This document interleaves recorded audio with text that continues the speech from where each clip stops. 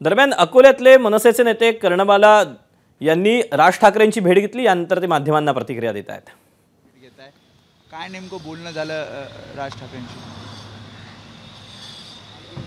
सन्माननीय राज ठाकरे साहेबांची आज भेट घेतली आणि तो जो प्रकार तिथे महाराष्ट्र सैनिकांनी जो केला, तो जो उद्रेक होता, त्या संदर्भात सन्माननीय साहेबांशी सगळी सविस्तर चर्चा झाली आणि महत्त्वाचा विषय होता, त्याच्यापेक्षा जास्त विषय होता तो होता आमच्या जयचा.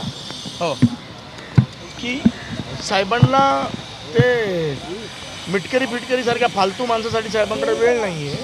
तो छोटा माणूस त्याची अवकात पण नाही. साहेबांचा विषय होता फक्त आमच्या जय ह्या आमच्या लेकराबद्दल. साहेबांना म्हणजे इतकं अतीव दुःख झालं होतं की ते कसं घडलं, घातपात आहे की काय आहे, ती सविस्तर चर्चा वगैरे सन्मान्य साहेबांबरोबर झाली आणि साहेबांनी काही इन्स्ट्रक्शन दिलेत त्यावरती आम्ही आता काम करणार आहोत. विजय मालोकरच्या मृत्यू पश्चात आता अमोल मिटकरी आरोप करतात की याला केवळ आणि केवळ कर्णबाळाकडून जबाबदार आहे. मी काय म्हणालो की त्या फालतू माणसाबद्दल बोलणे आणि चर्चा करणे एवढा वेळ नाही आहे. त्याला काय बराळायचं बोलू नये. ज्याच्या तोंडालाच मुळव्याध झालं आहे, आम्ही हे कालपासून बोलतो आहे, त्याच्याबद्दल काय चर्चा करायची? तो फालतू माणूस आहे. आता विषय आमचा असं होता की आमचा जय जो आहे त्याचं सांत्वन त्याच्या घरच्यांचं सांत्वन करण्यासाठी सन्माननीय अमित साहेब आता तिथे अकोल्यात पोचलेच आहेत, तुम्हाला माहीतच असेल, किंवा आता एक 2-4-5 मिनिटामध्ये पोचतील.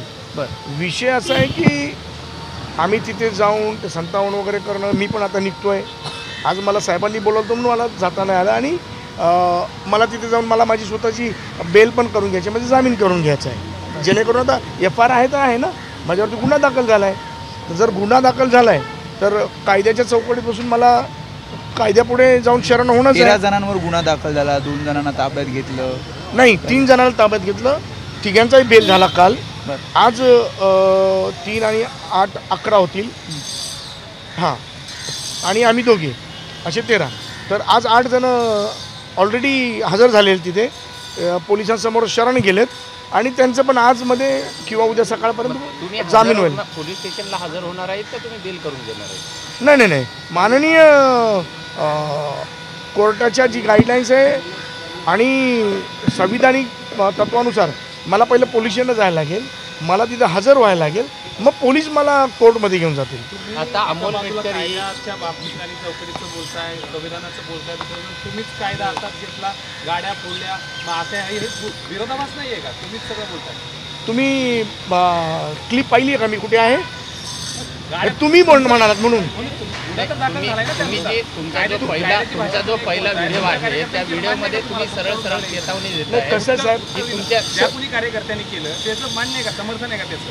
सर, सगळ्यात महत्त्वाची गोष्ट आहे की तुम्ही असं म्हणालात की तुम्हीच राडा केला आणि तुम्हीच आता संविधानाची भाषा बोलताय. तुम्ही संपूर्ण क्लिप पहा, मी कुठेही नाही आहे, मी प्रेसमध्ये होतो. बरं, पण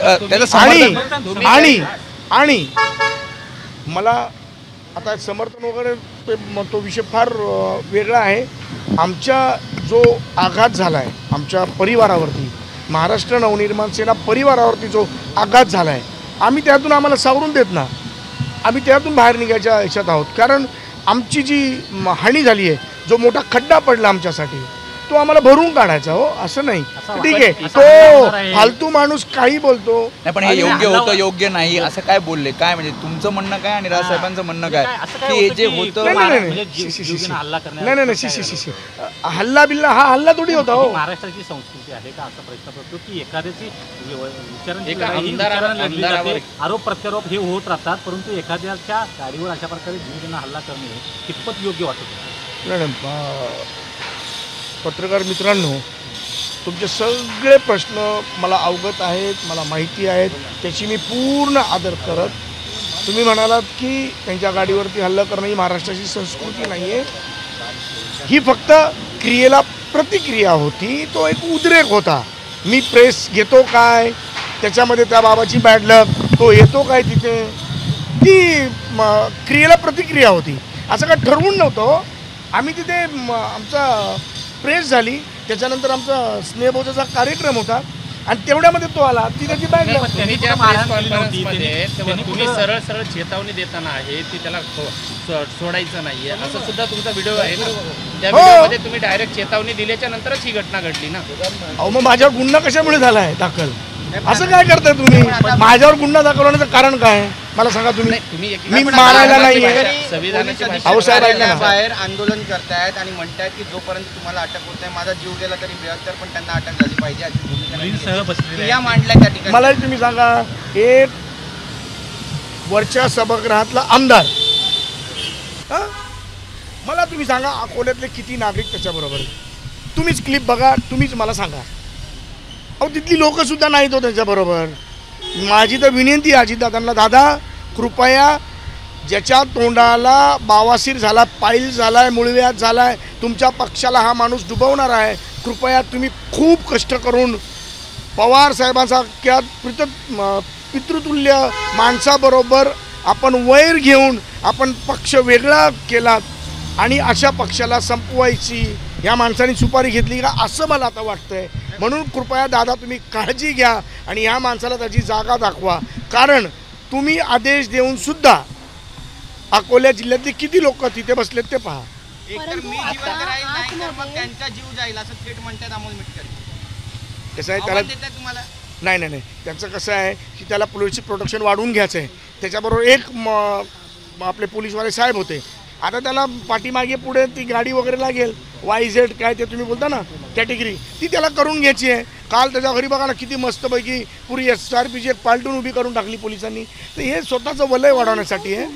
जो काही प्रकार घडला अकोल्यामध्ये त्यानंतर अनेक मनसेच्या नेत्यांकडून समर्थन दिलं गेलं की जे काय घडलं ते योग्य घडलं. राज ठाकरेंनी समर्थन दिले का? आदल्या बैठकीमध्ये त्यांनी तुम्हाला काय सांगितलं की जे काय घडलंय त्याला मी समर्थन देतो, तुम्ही योग्य केले का, ही त्यांची वाक्य होती का? सन्माननीय ताई, माननीय राज ठाकरे साहेबांनी माझ्याबरोबर जी चर्चा केली त्याच्यामध्ये फक्त साहेबांच्या इतके हळवे झाले होते. साहेब आमच्या जयसाठी, जय ह्या विषयावरतीच फक्त आमची चर्चा झाली आणि जय व्यतिरिक्त दुसरा काही विषय झाला नाही. जयला भेटण्यासाठी राज ठाकरे जाणार आहेत का? माननीय अमित साहेब ऑलरेडी तिथे त्यांच्या परिवाराला भेटायला गेलेत. जयला कसे भेटू शकतात? त्यांचा जयच्या परिवार नाही तुमचा प्रश्न थोडा चुकला ताई. अमित साहेब मला वाटतं की आता पोचले असतील अकोल्यात किंवा पोचतील आता. तर ऑलरेडी एक ठाकरे गेलेले आणि ज्यावेळेस साहेब आता दौऱ्यावरती निघणारच आहेत 3 ऑगस्टपासून. आज बघा एवढा मोठा दिवस आहे आमचा वर्धापन दिन विद्यार्थी सेनेचा. एक सुद्धा कार्यक्रम नाही आज. आम्ही इतके हळवे होतो आणि आम्ही इतके आमच्या एक महाराष्ट्र सैनिकांशी आमची नाळ जुळलेली आहे. सगळे कार्यक्रम रद्द करून आम्ही जयच्या जे झाला प्रकार त्यांच्या परिवाराच्या दुःखामध्ये आहोत. मिटकरी या संदर्भात चर्चा झाली का? नाही हो शी फालतू माणसाबरोबर कुठे साहेब या संदर्भात हो. राज ठाकरे मी ताई तुमचा प्रश्न ऐकला तुम्ही. उत्तर फालतू माणसाबद्दल बोलायला एवढा वेळ आहे का साहेबांकडे?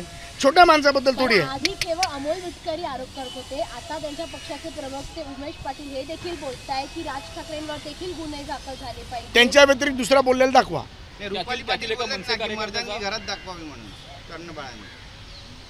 रुपाली पाटील या मनसेच्या पूर्व कार्यकर्त्या होत्या. आता घरात मर्दानगी दाखवा म्हणजे मला कळलं नाही. म्हणजे काय स्टेटमेंट आहे याचा त्याचा अर्थ काय? तुम्ही केलेल्या प्रश्नाचा अर्थ तुम्ही मला सांगा, मग मी उत्तर देतो. घरात मर्दानगी दाखवा म्हणजे त्यांनी म्हटलं असं की काय विषय म्हणजे काय? अहो आव्हान देत आहेत. अहो याचं मिनिंग कळलं का? काय याचं अर्थ तरी सांगा. त्या प्रश्नाचं काय कसं उत्तर देणार? घरात मर्दानगी दाखवा म्हणजे काय?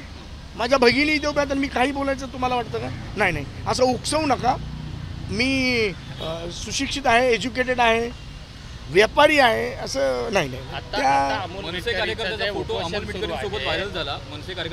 कार्यकर्ता नाही तो आमचा जिल्हाध्यक्ष तिथला.